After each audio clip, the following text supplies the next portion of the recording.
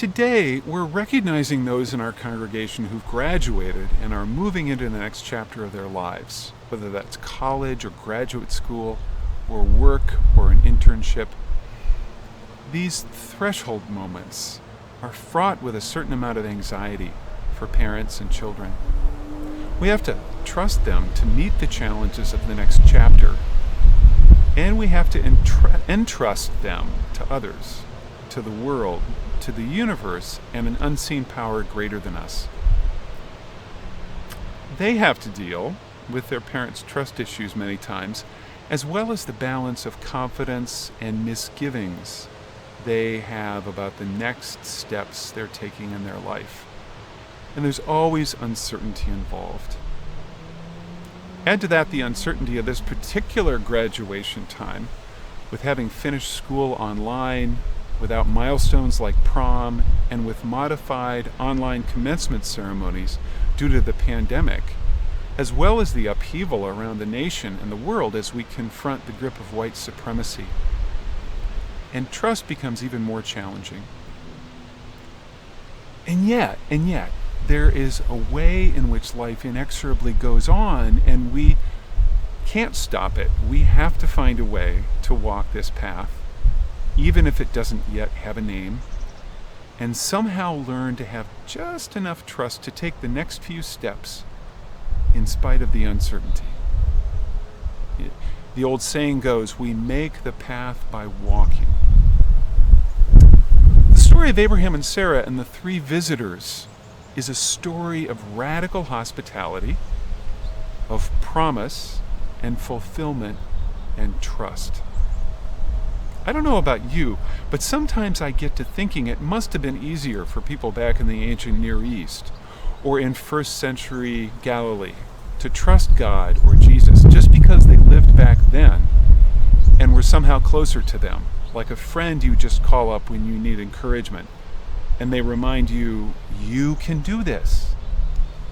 But how do you trust a God you can't see? A stranger whom you feel so unacquainted with, and who acts in ways that you're not used to. It helped me to find out that it was difficult for Sarah and Abraham too.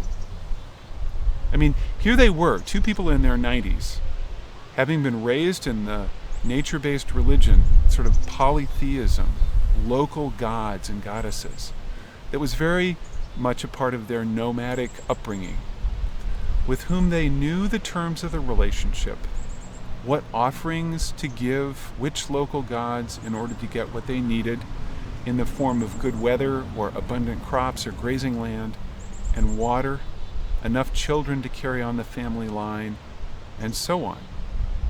It was a transactional relationship.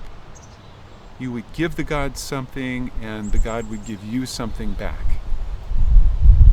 But now suddenly they're thrust into a relationship with only one God who is not local, named Yahweh, who was invisible and who they couldn't control, and who appeared to them in visions and a mysterious voice and said, "Go to the land that I will show you, and I will make of you a great nation, with descendants as numerous as the stars in the skies and the grains of sand in the ocean." Trust took a little while for them. I mean, God visits them several times over the course of the chapters leading up to our story this morning. And one particular night when God was visiting and talking to Abraham, the two of them had it out. You see, the main thing God had promised to Abraham and Sarah, if they followed God to Canaan, was a child, an heir, who would be the seed from which their great family tree with all those descendants would grow. But so far, there wasn't any heir. Abraham had even slept with their slave, Hagar, in order to ensure that a son would inherit the family fortune and the family name. And she had given birth to a son named Ishmael. But God had disqualified Ishmael. So on the night that they had it out, God had come, reiterating the promise over and over, but Abraham wasn't having any of it. Offspring? I don't see any offspring. was essentially what he said when he told God off. He's like, show me the goods, essentially. Before the visit ended, God made a covenant with Abraham in which they sacrificed an animal, and it involved fire and a promise, and this was seen as a good faith down payment on the fulfillment of the promise. But for 2 more chapters, all we hear, along with Abraham, is God continuing to promise, and Sarah, who had never been able to have children and who was now well past her childbearing years, continuing to be childless. And so by the time our story opens in chapter 18 this morning, they've all but forgotten the expectancy they once had for a child. They have resumed their daily lives of living in a tent, moving their flock of sheep from place to place for new pastures, cooking and eating and sleeping and welcoming the occasional visitor wandering through the desert wilderness. And yet, there's something almost Buddhist in what happens next. And by that, I mean that it's in the midst of their daily existence. There's this Buddhist expression, chop wood, carry water. In other words, go about your daily life in a mindful way. And it's in this existence that a theophany, or as the Buddhists would say, samadhi, or enlightenment, occurs. Another word that we use is an epiphany. Because of the extremity of what they had been through, trying to search for fulfillment of the promise, and the hardships of their daily life anyway, they had somehow been made ready for what comes next, even though they didn't know it. In the first verse, the writer of Genesis kind of beats us over the head with a red flag, saying, look for God here. It opens with these words, the Lord appeared to Abraham by the oaks of Mamre. But God appears buried in an encounter with what seem to be 3 traveling strangers who arrive in the heat of the afternoon.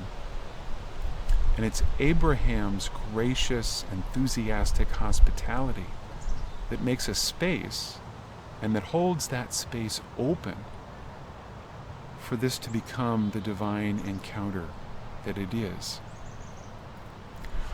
I think holding a space open is the best way I know how to describe what we do when we live in trust. We live in faith. We hold open a space. It's not like we have faith in order to earn God's grace. It's not like we do something like welcome somebody in hospitality in order to qualify for something good to happen to us. No, when we welcome somebody, when we live expectantly and try to be in the present moment, we're holding open a space in which God might show up. And that's what the divine encounter is about. So often, God lies buried in the everyday. Occasions provided by people needing welcome or help. Somebody showing up and you say, well, we'll add another place to the table. Do you want to stay for dinner? It might occur in our first halting steps toward a yoga practice, or Tai Chi, or a daily prayer or meditation practice. It might consist in saying yes to doing voter engagement on the phone for the first time, talking to people about, are they registered, and do they know how they're going to vote, and engaging voters to back an agenda like the Isaiah Faith Agenda, which I've talked about before. Or it might be in having a fearless conversation with our child, partner, or parent about a life matter, such as a health challenge. And as we live out our routines in the midst of having become used to a pandemic, because admit it, we have adjusted to living in a time of pandemic, to wearing masks and trying to stay far apart from other people and taking other safety measures and living with the uncertainty and the new things that we're discovering about the virus and transmission. We've become somewhat accustomed to the uncertainty. But we also have had it raised for us that there is what Martin Luther King called a fierce urgency of now.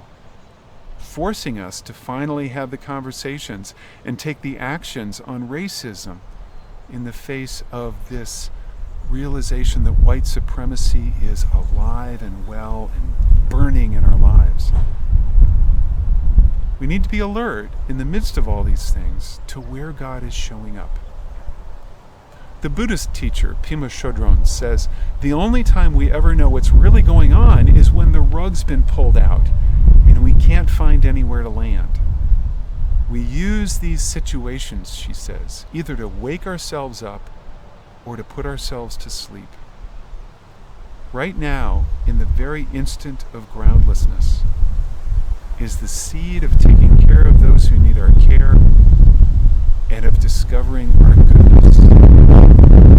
And I would add, rediscovering trust in God's capacities, in God's goodness, as well as our own. It's in this discovery and this rediscovery that we hear the promise of God with us as more trustworthy than before. That God's capacities are greater than we ever imagined.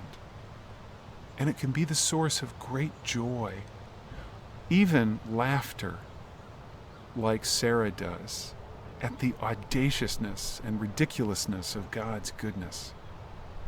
And we may hear God ask, is anything too hard or too wonderful for God?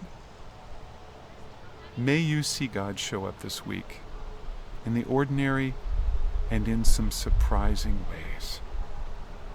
Amen.